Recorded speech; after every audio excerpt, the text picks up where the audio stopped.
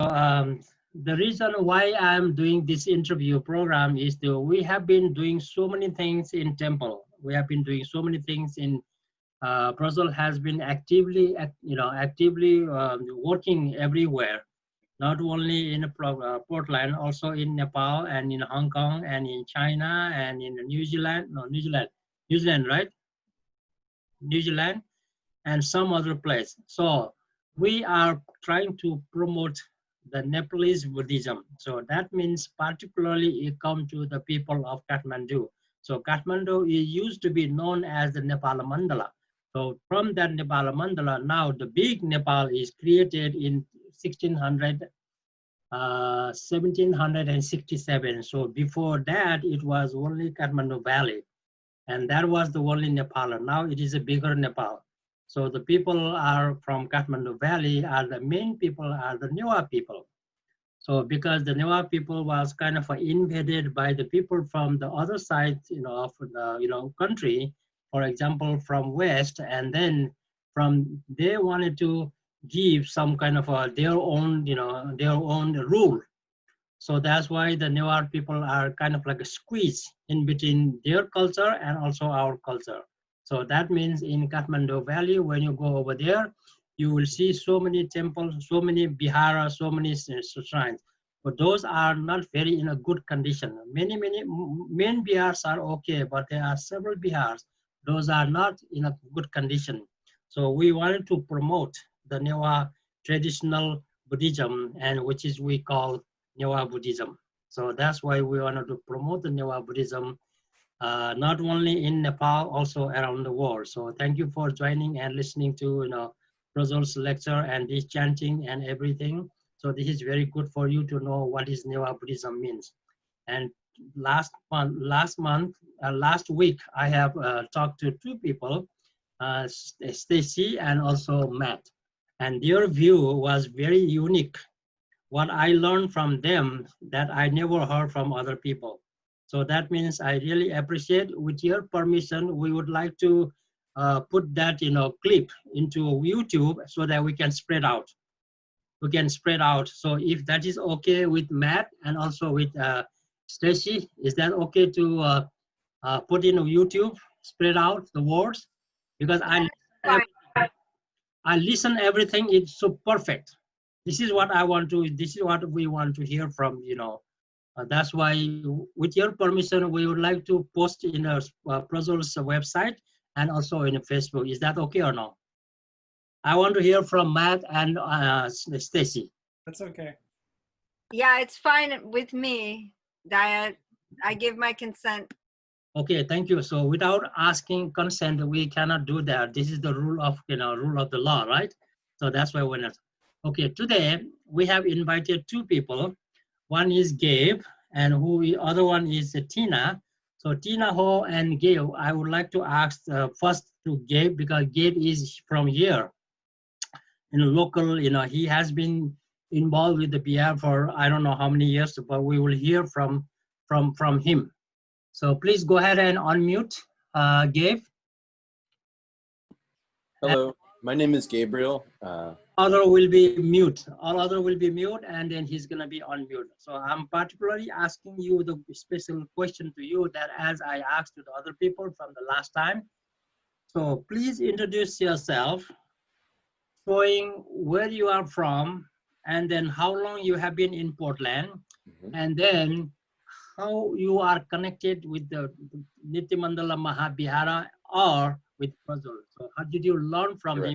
These are the basic questions I would like to know from you, so that you can explain your own experience, and from just in a couple of minutes, only 3-4 minutes in between that time, not too long, just a very brief introduction so that people know about you. So please go ahead. I have given you 4 minutes. Thank you. So I was born in Washington, D.C. Your name, please, first. My first name is Gabriel, and my last name is Quitslund. And I was born in Washington, D.C. and raised there until I was 18. I grew up, let's say, in this in an international community surrounded by people from all over the world, particularly people from embassies around the world. So pretty much I met one of everybody, people from every country, like the United Nations, in my neighborhood. And I was exposed in homes when I was a little kid to art from around the world. So I was exposed to art from Kathmandu in one house, a famous collection of art, and it fascinated me as a little kid. So the meaning travel and being open-minded.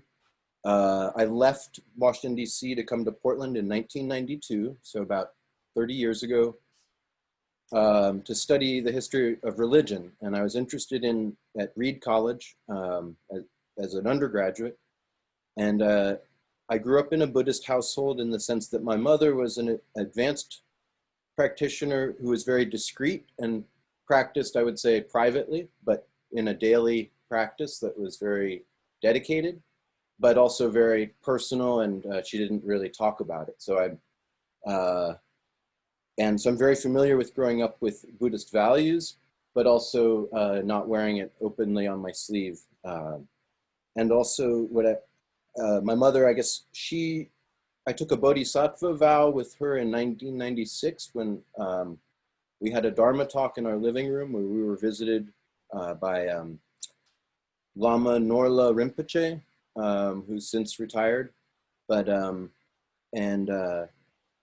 that was my first real commitment to Buddhist practice as a daily way of life. But I was still young, and I think I had what I would say a more academic view rather than a practice at that point. So I went to college and studied Sanskrit, and was told there that I would never meet any Buddhists who still used Sanskrit, and there's nobody left. And that was in the 1990s. That was probably maybe the case for college professors and from their exposure. And so I'll say that long story short, when my mother passed away, the next day I heard a voice essentially in my head that said, seek refuge. And I wanted to go and start honoring her formally for 49 days. So I went. May I interrupt for a second? Yes. Is this going to be recorded or not yet? Russell? It's recording. Recording, thank you. Okay, go ahead, please. Yes.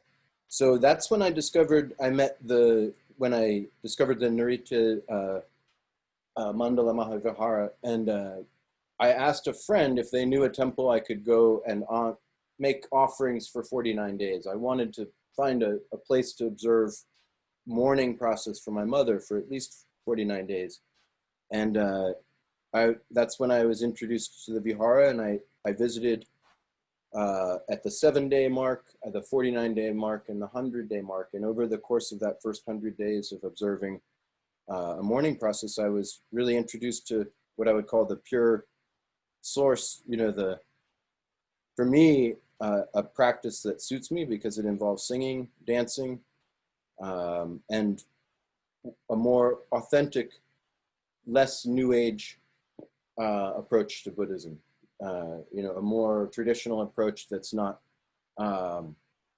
let's say, as a Western, but maybe more pure in its tradition. So for me, I found just a good fit where I was exposed to Zen Buddhism when I was young in academics, and then now, so some of the principles of Mahayana Buddhism were there, but this Vajrayana tradition suits me perfectly. And I think I'm very committed to preserving the Dharma, and I think that there's lots of paths to get there. And for me, I'm a purist, and so this is taking me really to the source. Thank you. I'm glad to know that you moved to Portland in 1992. The same year I moved to Portland too. Mm-hmm. Mm-hmm. There's some kind of a connection in between you and me. So I'm very happy to hear that. You have mentioned that you studied in the Reed College, the history of religion. Mm-hmm. During the study of history of religion, so what are the religions you have touched at the time? Yes. I studied everything but Islam, with some, not that I didn't study Islam, but I really focused on early Christianity, the Vedic tradition, and you could say the Upanishads to Buddhism. And then I studied Chinese and Japanese Buddhism, and I also studied what you would call the origins of Christianity, so the religions that existed before Christianity.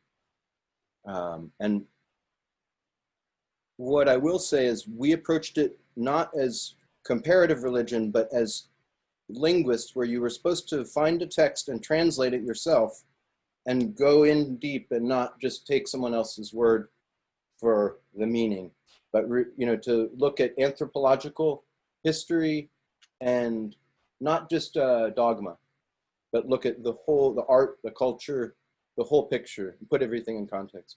So more of a historian approach. So that means until that time, you have no idea what is Nepalese Buddhism means, right? Not until I met a friend who just came back from Kathmandu at Reed College. So I met people who were being exposed and telling me what they saw in Kathmandu from their own eyewitness. So Yeah. that friend was going into like Newah Buddhist temples in Nepal. I mean, not the Tibetan one, just the Buddhist. This was in Kathmandu, and I can let him tell his story someday. But I heard word about. So I remember, but it was all unavailable. And I have a funny story. A tantric Buddhist scholar from France named Louis Renaud or Louis Dumont, I think, Louis Renaud, came and spoke at Reed, and he said, "I'm the world's expert on tantric Buddhism, and I'm here to tell you that it doesn't exist." And that's what he said, and I could go on. And so I knew that there was something wrong at that point. That is true. It doesn't exist anywhere in a visible way. Yeah. There is a way to make it more happen. So my other question is, what motivates you to be a pujari? Pujari means the daily ritual, person. Because what motivates you to become a pujari, and you are still performing the ritual in Bihar right now in Portland, and then when you first day when you enter the mandir, I mean temple or the vihara, you were not familiar with all the things one needs to do. So what motivated you to become a pujari at the time? Now you are still continuing from the day you started and until now. What do you see the difference in between that day and then now? So do you gain any kind of satisfaction on your mind, or maybe some kind of knowledge that you have gained from this practice? What do you think about it? Just in a couple of minutes, sir. Briefly, my practice is dedicated to benefiting other people and relieving suffering, and that to me requires daily practice, not just 1 hour here and there, but more of a 24-hour way of life. And so I didn't know when I first came to the Vihara, for instance, it was all new. And so it took a long time for all the iconography and everything to settle in and start to make sense. But 2 or 3 years later, I've been exposed to a whole entire world that I didn't know about. And it's all very familiar at the same time. And what I will say is that I'm happier now than I was 3 years ago. And I'd say I've been exposed to a healthier way of life that's more joyful, and I think makes me more useful to the people around me. So when you do the puja, actually there's a section of puja that you need to strike the long log, right? Yeah. Right in front of. So when you did that, have you kind of resonate that this kind of also available in some other places, not only in Nepal, also some other places in Southeast Asian countries? Have you noticed that kind of thing? The 108 that syllable mantra, or the striking the big logs, and the importance of the bell, and absolutely the call to prayer is very important. It's like the setting the go. So in our culture in Nepal, when somebody is playing that, like saying something, You stand still. No one is allowed to move until he is done, or that kind of. So do you think this can be practiced here in Portland also? I think it's important to be respectful and observe these, I guess some of the rules, or I would say the sanctity of the rituals. Yes, I think rituals can be preserved, but it's not easy. Yeah, great to know that. So so there are so many rules that in the Newah Buddhism that it has to be, exposed, okay, this is not supposed to do, this is not supposed to do, this kind of thing.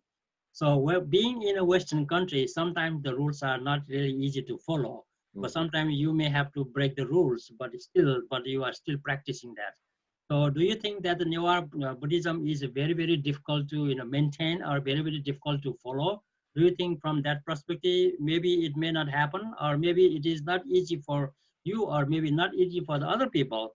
So what do you think about that? Is it really hard to maintain, or maybe it's a piece of cake or something? What do you think about that? I don't think it may not be for everyone, Okay. but the message is universal for sure. And what I will say is that there are no limitations, or no one's being limited from it. It's open to all, but not. It's open to those, I guess, who have ears to hear. Now, coming to point of the Newah Buddhism or Nepalese Buddhism, compared to the other religions or other way of practice, what kind of differences have you found in Newah Buddhism? Since you have been practicing Newah Buddhism for last many, many years, probably since you know Brazil, and have you seen any significant distinction in between the other practice and the Newah practice? What I find very appealing is that there is a dedicated level of practice within the home, and that the so-called lay Buddhists, who make up 99% of the Buddhist world, are very serious in the Newah community. And the people I've met are, they may not wear robes, but they're as dedicated as anybody out there. And so I find that to incorporate it into daily life, and also just to incorporate it into your body without using a whole bunch of books. You still need text, but it's more about doing than talking. Okay, so usually, we have so many biharas, so many bihara, mahabihara, bahila, all these things. And somehow, we are in our tradition that, we don't see any kind of a monk living in that temple or living in that vihara, but somehow you see people are practicing almost like every day, and that this is something that's significant for you compared to the other places you have seen the other religion.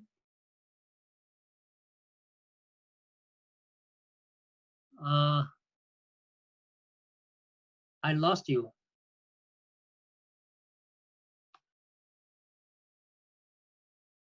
Gabe?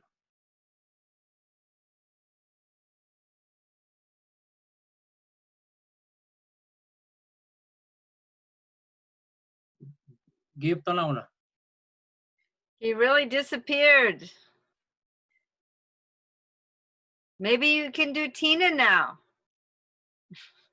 Okay, moving on to another interviewee today. So we have Tina Ho. So I'm going to ask you the same question to you also, Tina. So please introduce yourself, your name, and where you're from, and then how long you have been connected with Brazil or Brazil's Bihar, or how long you have been practicing this Buddhism. Probably in the next 4 or 5 minutes, please go ahead and then introduce yourself. So, this is for Tina, please. Hi, everybody. I'm Tina, and I come from Tina Ho. My last name is Ho, and I come from Hong Kong. My family is not Buddhist, just me. I have 6 brothers and sisters, but none of them is Buddhist. But my elder sister is Catholic. But I connected with Buddhism is very deep because when I was born, I was connected with Avalokitesvara. I born in that state. So, but I do not have any chance to connect with Buddhism when I was young. And I connected maybe around 1990s. Yeah. Because by that time I learned Chinese language and literature, and I also connect with my now is my husband, and by that time I know him and I learned a lot with him about Buddhism in philosophy, academic. Before 2008, I studied Buddhism in academic way, and also after 2008, I connected with Mingyur Rinpoche's first Tibetan Buddhism. And after that, in 2014, I connect with Lian, one of the senior students of Pujol in Hong Kong, and she taught me Chinese literature, the Vajra dances. And 2015, she introduced Pujol to us. So by that time, I met Pujol for a week. And after that, in 2016, I fly to US to go to California to have a solitary retreat in Untitled Rinpoche's temple or retreat center, and I fly to Portland to Mahabihara, dance rental, and I go there to visit Pujol for 4 days. And after that, and last year, and I applied a scholarship from Jungsa Rinpoche's foundation, and then so in January last year, and I fly to Nepal and meet Pujol again, and take more than 10 days, around 2 weeks, to learn from him, and he's so kind to teach me dance and also lead me to connect with many temples and get many blessings from different Buddhists and Bodhisattvas. So, and come back to Hong Kong and as one of the coordinator of Dance Mandala in Hong Kong. And now, and I set up a Facebook in Facebook, that is Dance Mandala Hong Kong. And in this Facebook, I gather many information about the world Buddhism and culture and pictures, PowerPoint painting, etc. in that Facebook. Welcome to have a look. So, that's all. What is your goal of study of Newah Buddhism? What is your goal? What are you trying to achieve, or maybe your do you have any goal to achieve study of Newah Buddhism? Newah Buddhism. Actually, I don't know about Newah Buddhism at all. I just at the first beginning, I learned the dance. So as it is a kind of deity yoga, that is somewhat like move on, because I also learned no drum from Mingyur Rinpoche. I did pit refuge and then offering Bodhisattva chanting and go to Mandala offering, and then group Mandala group how to say the fourth level, this the guru, and then deity. Move on. So to me, and Newah Buddhism for me is more concentrated on practice in deity yoga, but somehow about its history and so on. Actually, I think I searched many things from Google, because I don't know that, but not so many texts about Newah Buddhism. But I can still have find something and then to learn. So I'm just a beginner of Newah Buddhism. Okay, that's good to know that you are studying the Newah Buddhism. So you have also studied so many literature in Chinese literature and also another literature. So compared to the literature you have already studied in the past, and then now you are studying the literature of Sanskrit, which is more used by the Newar people, Newar Buddhist people. So at the time, you know, what did you see the difference between the literature used by the Newars in Buddhism and the literature you have already studied in the past in the form of Chinese literature? Do you think there is some kind of similarity, or there is no similarity, totally different, or what significant point you have found in the Newar literature, what you have seen right now in the Buddhism, and also the literature you have studied in the past? Do you see any big difference, or maybe similar or similarity, anything you have? Because Chinese Buddhism, we focus on Mahayana practice. Yeah. But I'm not a Mahayana Chinese practice Buddhist. My practice go to the Vajrayana. I follow Mingyur Rinpoche's path on meditation. Actually, the text, that's all of them are Buddhism. They are sure that they have the same, many things are the same. And in the past, I studied sutra, sutra, Chinese sutra and the philosophy. And then when I come to Newah Buddhism or Vajrayana Buddhism, I just find that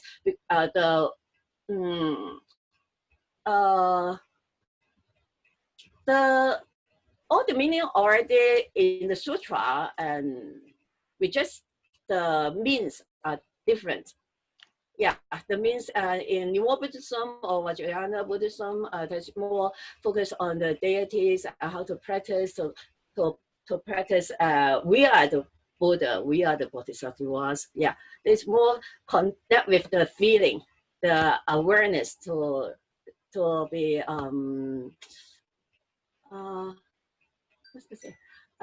what's the word? Yeah, the recognize. Yes, recognize you are that deity. My other question is, how many, you know, there are so many literature in Newar Buddhism, which we based on Sanskrit. And then you have shown some of your, you know, screen sharing with the Chinese character.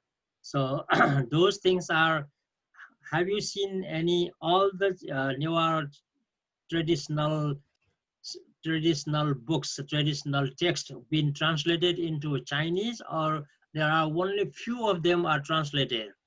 Have you seen anything, you know, similarly translated into Chinese? What do you know? The warriors text I just come across Nama Sankirti. And then because of this chanting, I searched, I found here is a Chinese translation. Okay. Just like we have every night, we did have some Chinese words underneath. I just come across one. Okay. And the contents, they are come across after 5 wisdom. This in Chinese we have, because in Chinese Buddhism we have many schools, many lineage.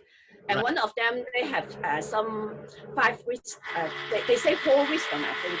That is follow the lineage of Xuanzang monk, the monk Xuanzang in 7th AD. Yeah, his lineage is concentrated on that part.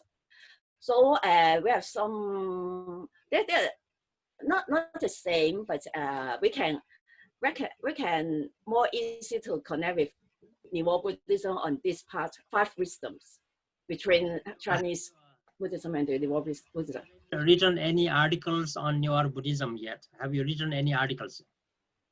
I read. Articles. Writing. Yeah, you. Yes. I write. Have you written or not yet? I write poems. I'm not writing articles. I present to you last Buddha birthday. I sing to you. Yes, I remember that. So until now, you have studied Newar Buddhism so many years. You know the dance, and you are also trying to create the Jain dance, right? The Jain dance, and then you started doing that. So, what is your goal to promote Jain dance with the study of the Charya dance from the Newar community? What is your goal?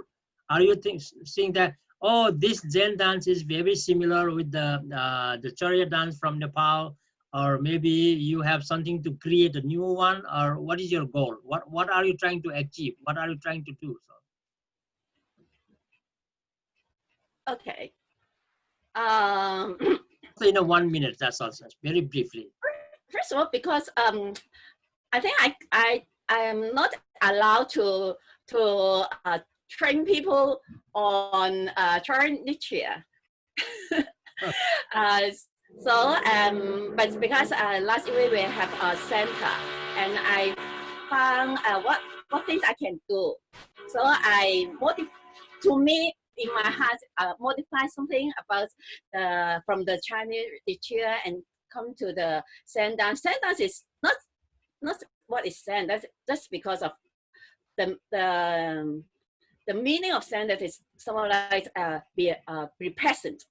Okay. Yeah, but the form is the mudras from Chinese teacher to share, just to share with the people in Hong Kong. Yeah, if they like. Okay, thank you. So you have been doing a great job spreading the word of the Newah Buddhism in Hong Kong.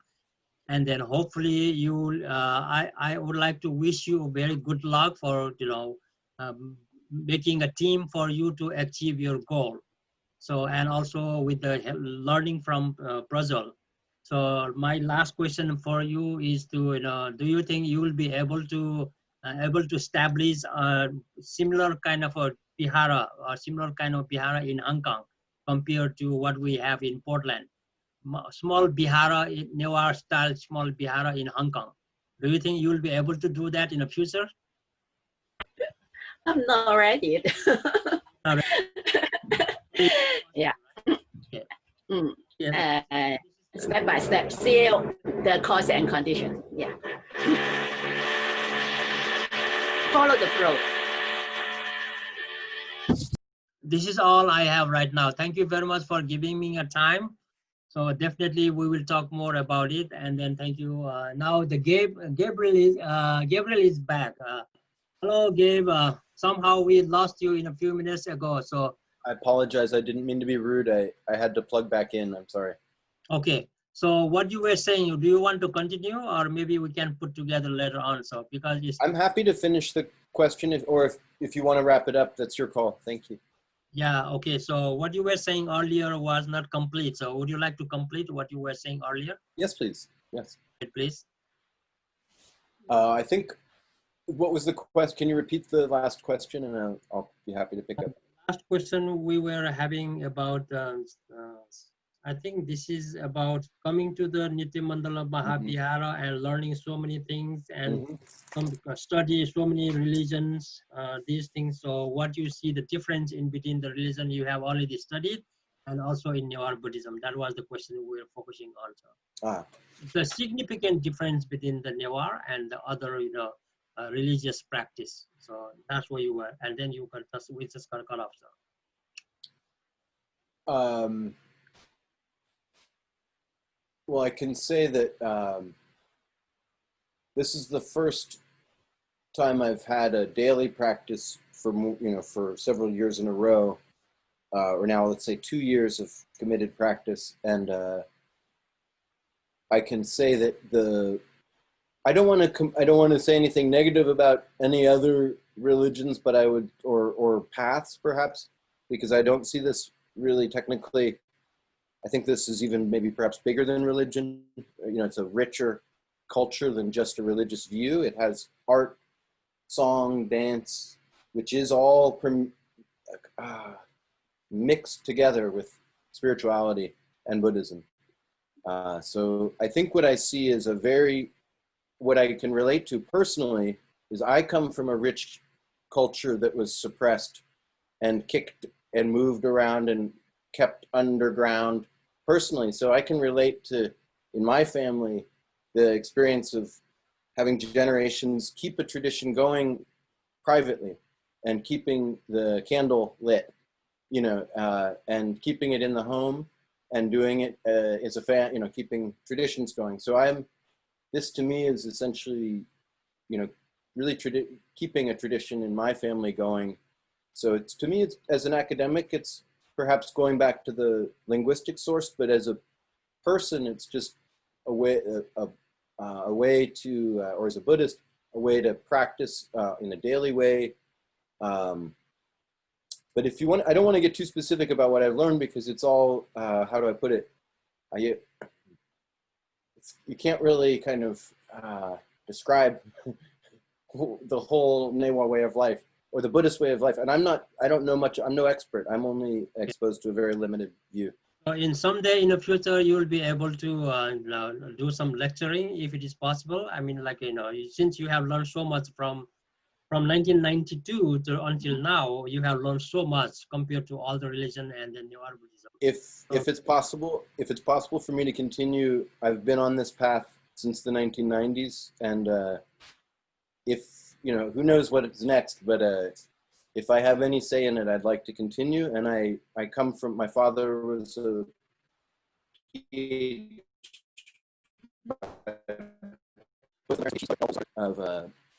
a doctor of history, and so I come from an academic family, and I want to continue that level of commitment, but I don't want to be arrogant, and so I like the humility of this whole thing. We're not looking for the arrogant people, so it's simple and small, so soft kind of. Yeah. Okay, thank you. That's all I have. We already took almost like an hour, because somehow we got interrupted. Anyway, thank you. Please discontinue the recording. I have a question. I have a little bit to share. 1 minute. Okay. I want to share is about Sanskrit. In the past day, my teachers tell me that Sanskrit is dead language. Nobody use. So this is my concept. And then when I come across with Namaskar, wow! Suddenly I find Sanskrit is alive. So I feel very connected with this live language. The reason why Sanskrit is dead language is there is no speaker like we do in English or maybe Newah, so that's why it's called. But it is a classical language. It is still alive in a text only, but no speaker. No speaker. So that's why it is called dead language. Now, Newah language is going to be dead language 50 years from now. Because these days, the young people, they don't speak Newah language these days. So it may become a dead language in 50 years from now. So it is very alarming. So United Nations, UNESCO has already declared the Newah language will become in danger. It is in danger language now. So we are working very hard to promote this language. So as much as possible. That's why I'm involved with the World Newah Organization. Through the World Newah Organization, we would like to, culture-wise is everywhere, but the language-wise, people are not, not comfortable speaking Newah language. I speak, my children speak, my wife speak, Dina speak, Prajwal speak, everybody speak, but not the all big, the 38% of the Newah population already speak Newah language. 38%.